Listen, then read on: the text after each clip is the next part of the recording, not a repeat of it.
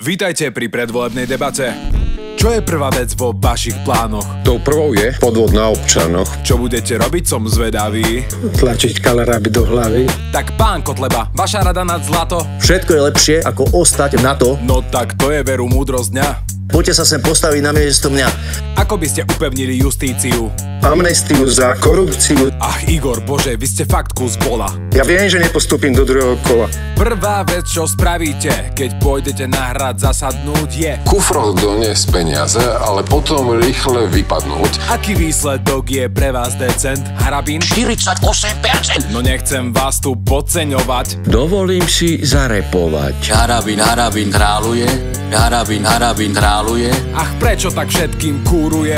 Harabín kráľuje. Harabín kráľuje. Harabín kráľuje. Ach, prečo tak všetkým kúruje? Harabín kráľuje. Čo je prvá vec vo vašich plánoch? Tou prvou je podvod na občanoch. Čo budete robiť, som zvedavý. Tlačiť kaleráby do hlavy. Tak pán Kotleba, vaša rada nad zlato? Všetko je lepšie, ako ostať na to. No tak to je veru múdrosť dňa. Poďte sa sem postaviť na miesto mňa. Ako by ste upevnili justíciu?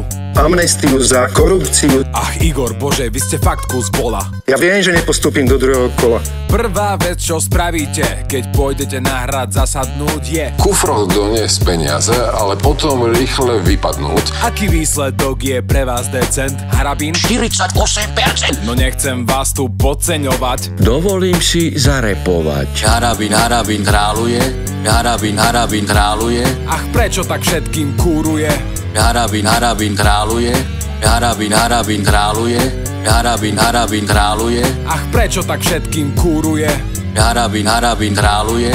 Stačí? Stačí, ja mám to dosť. Nestačí. Puste to celé.